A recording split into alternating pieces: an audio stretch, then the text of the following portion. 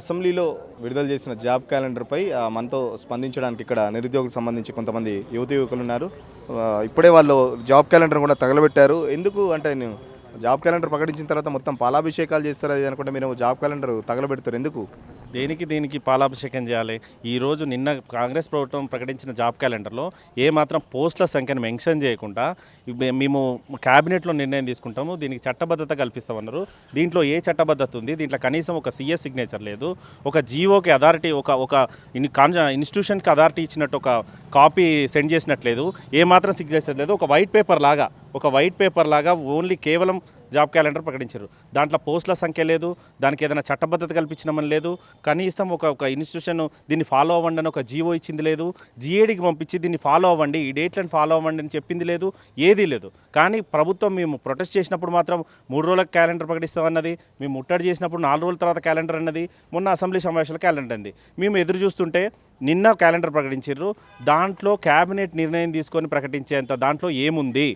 దాంట్లో ఒక పోస్టుల సంఖ్య లేదు, దాంట్లో ఒక అథారిటీగా దానికి చట్టబద్ధత కల్పించినట్లేదు, దానికి ఒక జీవో ఇచ్చినట్లేదు, ఎవరికైనా ఇన్స్ట్రక్షన్స్ ఇచ్చి సంబంధిత శాఖలకు ఇన్స్ట్రక్షన్స్ ఇచ్చి ఆ పోస్ట్ని భర్తీ చేయమన్నట్టు లేదు, ఏమీ లేదు. మేనిఫెస్టోలో ఏముందో దాన్ని కాపీ పేస్ట్ చేశారు. దీని గురించా ఇన్ని రోజుల కానీ గ్యాప్ క్యాలెండర్ త్వరలో అని చెప్పింది మాకు. మేము ఎప్పుడు ప్రొటెస్ట్ చేస్తే త్వరలో అన్నారు.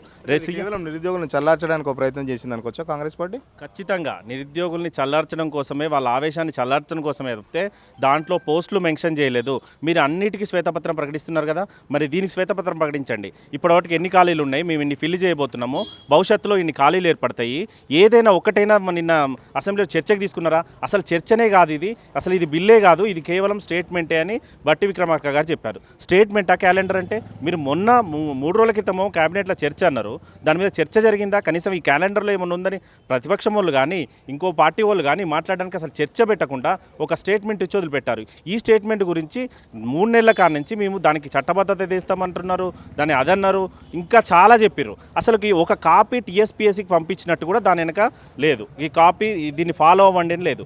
ఒక సంబంధిత జీఏడీకి పంపించి ఈ డేట్ లోపు మీరు పోస్టులు ఇవ్వండి అని లేదు. ఇది ఫాలో అవ్వండి అని లేదు. పలానా డేట్కి మేము పోస్టులు మెన్షన్ చేస్తామని లేదు. ఏది లేకుండా కేవలం వాళ్ళు ఇచ్చిన మేనిఫెస్టోని, ఆ మేనిఫెస్టో డేట్లను కాపీ పేస్ట్ చేసి ఈరోజు ఇది జాబ్ క్యాలెండర్ అంటున్నారు. అంటే ఇంత మోసమా, ఇంత దగానా? ఇన్ని రోజులు మమ్మల్ని వాడుకొని, మమ్మల్ని తిప్పుకొని, మేము కాంగ్రెస్ ప్రభుత్వం అధికారంలోకి వస్తే మేము 2 లక్షల జాబ్ అన్నారు. ఇప్పటికి 8 నెలలు అయింది. వీళ్ళు కల్పించిన ఉద్యోగాలు ఎన్ని? ఇప్పుడు 30,000 అని చెప్పుకుంటున్న ఉద్యోగాలు ఎవరు కల్పించారు? అది ఇంతకుముందు టీఆర్ఎస్ ప్రభుత్వం ఇచ్చిన నోటిఫికేషన్లు అవి. వీళ్ళు నియామక పత్రాలు ఇచ్చారు. సరే, వాళ్ళు ఇచ్చిండ్రు, వాళ్ళు చెప్పుకుంటున్నారు. దీంట్లోనైనా మాకు 1,00,000 పోస్టులైనా మెన్షన్ చేస్తారు, సంఖ్య మెన్షన్ చేస్తారన్నాము. మీరే చెప్పారు కదా, రేవంత్ రెడ్డి గారే ఒకసారి మా బిస్వాల్ కమిటీ 192,000 ఉద్యోగాలు ఉన్నాయని చెప్పింది అన్నది. మరి వీళ్ళు ఒక 30,000 తీసేస్తే మిగతా 160,000 ఉద్యోగాలు ఉన్నాయి కదా, అవి ఉన్నాయని ఒక పత్రం ప్రకటించాలి కదా. కనీసం దీంట్లో మెన్షన్ చేయకపోయినా ఇగో ఇన్ని ఉద్యోగాలు ఖాళీలు ఉన్నాయి మెన్షన్ చేస్తే కనీసం మేము దాన్ని నమ్మేటోళ్ళం. ఇప్పుడు దేన్ని చూసి దాంట్లో నమ్మాలి? దాంట్లో పోస్టులు లేవు, దానికి ఎవరికైనా ఒక అథారిటీకి ఇచ్చినట్టు అది లేదు, ఒక జీఏడీ వాళ్ళకి ఇచ్చినట్టు లేదు.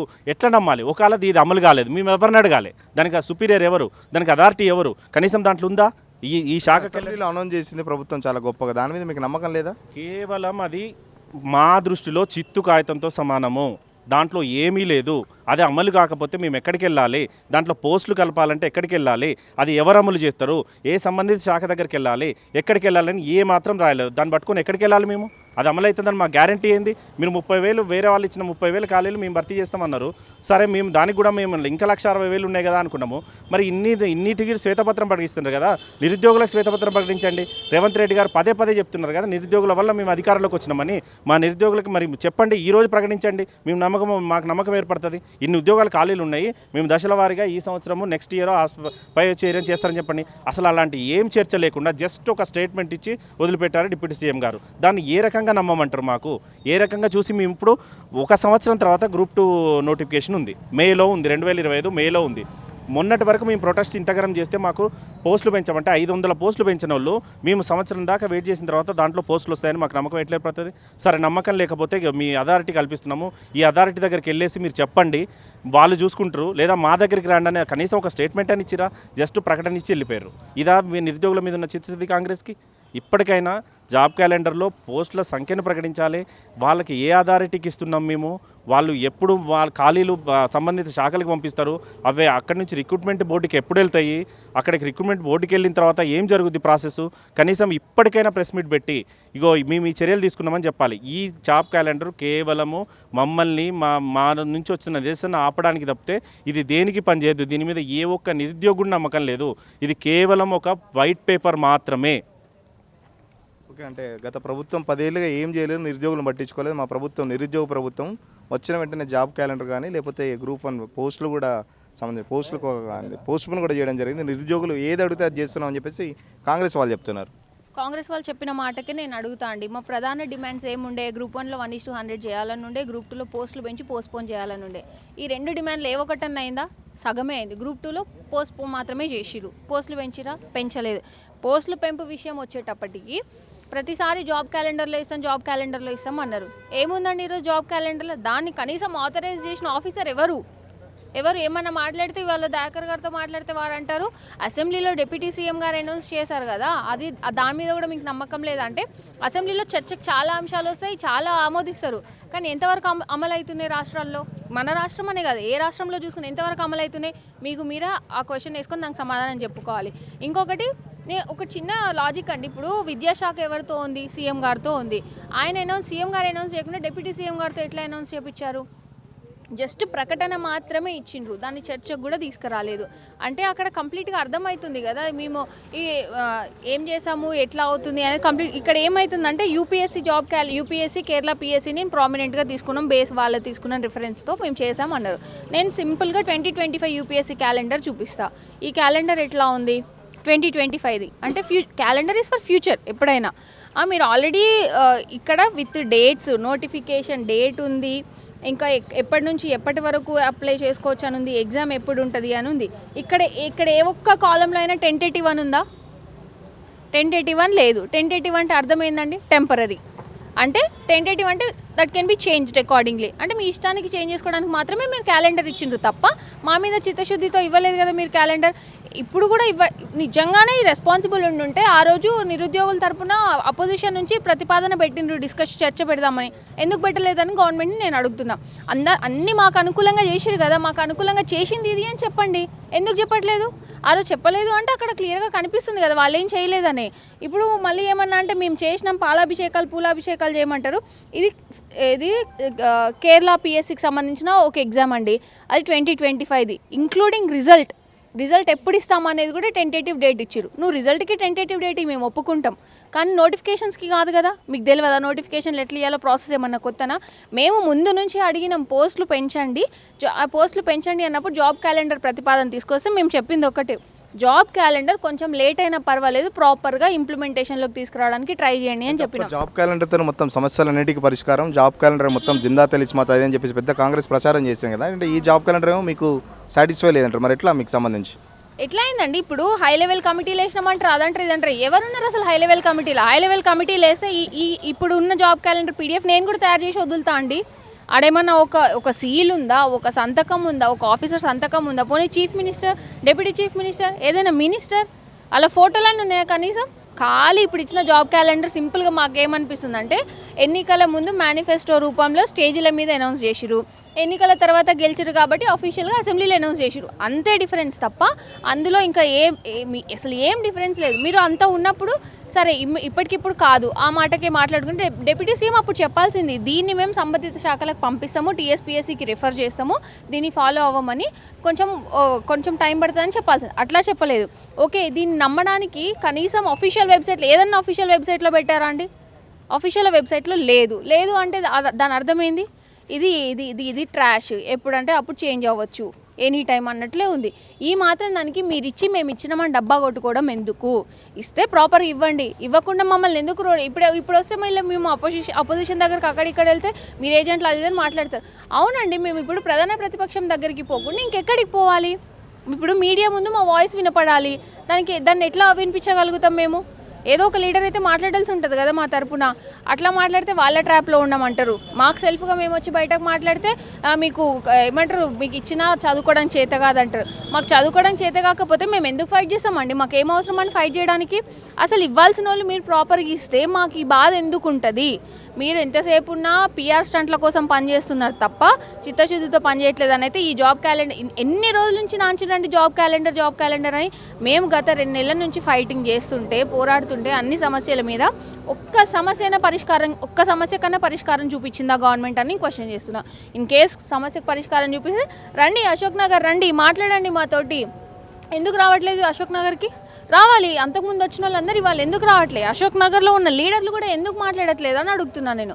మాట్లాడాలి కదా, వాళ్ళన్నీ కరెక్ట్గా చేసిండ్రు కదా. ఇప్పుడు ఎంతసేపు ఉన్న బీఆర్ఎస్ వాళ్ళు చేయలేదంటే అవునండి వాళ్ళు చేయలేదు కాబట్టి మేము కాంగ్రెస్ వాళ్ళ సపోర్ట్కి పోయినాం. మరి కాంగ్రెస్ ఏం చేస్తుంది ఈరోజు? కాంగ్రెస్ కూడా చేయట్లేదు కదా. మీరు చేసేది ఉంటే రండి అశోక్ నగర్ వచ్చి ప్రూవ్ చేయండి, నేను ఇది చేసిన మా క్వశ్చన్స్ అన్నిటికీ సమాధానం ఇవ్వండి వచ్చి. ఆ సమాధానం ఇచ్చేది ఉండదు. ఎంతసేపు ఉన్నా వాళ్ళు హై లెవెల్ కమిటీలు వేసుకున్నప్పుడు అసలు హై లెవెల్ కమిటీలో మెంబర్స్ ఎవరు చెప్పండి ఫస్ట్. వాళ్ళనే పోయి అప్రోచ్ చేద్దాం. రేపు పొద్దున ఇది ఇంప్లిమెంటేషన్లోకి రాదండి, మేము పోయి ఎవరిని అడగాలి? డిప్యూటీ సీఎంని అడగాలా? చెప్పండి. దానికి ఏదో ఒక ఆఫీసర్ను, ఒక మినిస్టర్ని అసైన్ చేస్తారు కదా, ఎవరు మరి? అది కూడా చెప్పాలి కదా. అవి ఏమీ లేకుండా ఖాళీగా మేము ఇచ్చినాం అంటే అసలు క్యాలెండర్లోనే టెంటేటివ్ డేట్ కూడా ఇవ్వలేదండి, జస్ట్ మంత్ ఇచ్చినారు. అసలు క్యాలెండర్ అన్నప్పుడు ఎప్పుడైనా ఫ్యూచర్ పర్పస్లో ఉంటుంది. నెక్స్ట్ ఇయర్కి ఈ ఇయర్ నుంచి ఏం ఈ ఇయర్లోనే నెక్స్ట్ ఇయర్ ఎప్పుడు ఏముంటాయి అనేది ఉంటుంది. అది కదా క్యాలెండర్ మీనింగ్. అది అట్లా ఉన్నప్పుడు ఈ ప్రెజెంట్ ఉన్న నోటిఫికేషన్స్ ఎందుకు ఇంక్లూడ్ అయినాయి క్యాలెండర్లో? సేమ్ టైం ఇంకొకటి, ఈ క్యాలెండర్ అన్నప్పుడు అన్ని ఎగ్జామ్స్ గురించి ఉండాలి కదా. స్టేట్లో గవర్నమెంట్ కండక్ట్ చేసే ఎగ్జామ్కి సంబంధించింది ప్రతిదీ క్యాలెండర్లో ఉండాలి కదా, ఎస్పెషలీ సర్వీసెస్ రిలేటెడ్. కానీ ఏది ఉంది? అగ్రికల్చర్ ఆఫీసర్స్ అది దానికి సంబంధించినవి లేవు. గురుకులాలకు ప్రకటించిన జాబ్ క్యాలెండర్లో అసలు కొత్త ఉద్యోగాలు కానీ లేకపోతే గత ప్రభుత్వం లేకపోతే వీళ్ళు ఎన్నికల మేనిఫెస్టోకి సంబంధించి ప్రకటించినప్పుడు సేమ్ ఉన్నదా లేకపోతే ఏమైనా కొంచెం వేరియేషన్ ఉందా? జస్ట్ డేట్స్ ఇక్కడక్కడ మార్చిరండి అంతే, తేడా ఏం లేదు. జస్ట్ కొంచెం డేట్లు అక్కడిక్కడ అడ్జస్ట్ చేసి 20 పేజీలు ఇచ్చినామని చెప్పి ఇంత పీడిఎఫ్లు బయటకు పంపిడు తప్ప దాంట్లో అసలు చేంజే లేదు. అందులో ఫేజ్ 1 ఫేజ్ 2 అని మేనిఫెస్టోలో ఉంది. ఫేజ్ 1 ఫేజ్ 2 రియాలిటీలో ఇంప్లిమెంటేషన్లోకి తీసుకురాలేమని ఇప్పుడు క్లారిటీ వచ్చింది కాబట్టి దాన్ని ఫేజ్ 1 ఫేజ్ 2 అని పెట్టలే. జస్ట్ సో అండ్ సో రోజు సో అండ్ సో మంత్ ఇయర్లో మీకు నోటిఫికేషన్ వస్తుంది. సో అండ్ సో మంత్ ఇయర్లో క్లియర్గా మీరు టెక్నికల్ అంశాలు చెప్తున్నారు నిరుద్యోగులుగా. ఇదంతా మరి గవర్నమెంట్కి తెలియాలి లేకపోతే ఆఫీసర్కి తెలియదు, ఎక్కడ లోపం జరుగుతుంది అనుకోవచ్చు? ప్యూర్ నెగ్లిజెన్స్ అండి, ప్యూర్ నెగ్లిజెన్స్, దాంట్లో డౌటే లేదు. నిజంగానే ఇవ్వాలి అనుకుని నిజంగానే అంత రెస్పాన్సిబుల్గా హై లెవెల్ కమిటీలు వేసినప్పుడు, హై లెవెల్ కమిటీ అయినప్పుడు ఖచ్చితంగా ఆఫీసర్స్ ఉంటారు కదా. ఆఫీసర్స్కి తెలియదు. అందులో ఉన్న వాళ్ళు మ్యాక్సిమం ఐఏఎస్ సివిల్ సర్వెంట్సే ఉంటారు. వాళ్ళు కూడా క్యాలెండర్ ఫాలో అయ్యి రాసుకొని వచ్చిన వాళ్ళే కదా. వాళ్ళకి తెలియదు అంటారా? వాళ్ళకి తెలుసు కదా. తెలిసినా చెప్పినా మేము చెయ్యం, ఏదో అట్లా నామకే వాసిస్తాం అన్నట్లే ఉంది తప్ప రెస్పాన్సిబుల్గా ఫీల్ అయ్యి నిజంగానే ఇది జెన్యూన్ ఇష్యూ వాళ్ళు సఫర్ అవుతున్నారు అని ఆలోచించి ఇచ్చింది మాత్రం ఇది కాదు. ఇది నిజంగానే ఇచ్చేది ఉంటే డే 1 డే 2 అసెంబ్లీ సెషన్స్లోనే మాట్లాడాల్సింది కదా. ఎర్లియస్ట్ అసెంబ్లీ సెషన్స్లోనే మాట్లాడాల్సింది. లాస్ట్ నిన్న ఏ టైంలో అండి? నిన్న ఈవినింగ్ అరౌండ్ 3-4 ఆ టైంలో జస్ట్ స్టేట్మెంట్ ఇచ్చినా అన్నారు. స్టేట్మెంట్ అంటే ఆ ప్రకటన ఎప్పుడైనా విత్డ్రా చేసుకోవచ్చు కదా, అసెంబ్లీలో చెప్పినంత మాత్రం అవి ఇంప్లిమెంటేషన్లోకి రావు కదా. ఇట్లాంటివి ఎందుకు చేస్తున్నారు అనేది మాకు అర్థం కావట్లేదు. కానీ మేము అడిగేది ఒకటి, ఈ అపోజిషన్లో ఉన్నప్పుడు వీళ్ళు అపోజిషన్ లీడర్స్లో ఉన్నప్పుడు ఏమన్నారు? మేము ఖచ్చితంగా జాబ్ క్యాలెండర్ తెస్తాం, చట్టబద్ధత కల్పిస్తాం. చట్టబద్ధత కల్పించడం అంటే ఏంటి? అసెంబ్లీలో డిస్కషన్స్కి పెట్టిన తర్వాత అందరి ఆమోదం తర్వాత దాన్ని బిల్ని పాస్ చేస్తారు. అది ఏమీ లేకుండా ఉట్టిగానే రీడౌట్ చేసి ఆడవాడేస్తే అయిపోయిందా? అది కాదు కదా. ఏది చట్టబద్ధత? మేము అడిగే చట్టబద్ధత ఏది? మరి మాకు చట్టబద్ధత చూపియండి. ఇప్పుడు అది లేకుండా ఎందుకు ఇదంతా? అంటే పోస్టుల పెంపుకు సంబంధించి నెక్స్ట్ నోటిఫికేషన్లో కూడా ఇస్తామంటున్నారు. గ్రూప్ 2 గ్రూప్ 3 ఓన్లీ పోస్ట్పోన్ చేశారు. దానికి సంబంధించి నమ్మకం లేదా నెక్స్ట్ నోటిఫికేషన్లో వస్తుందని? అయితే నిన్నటి వరకు నమ్మకం ఉండేదన్న. యాక్చువల్గా డిప్యూటీ సీఎంతో నేను చర్చలకు వెళ్ళాను.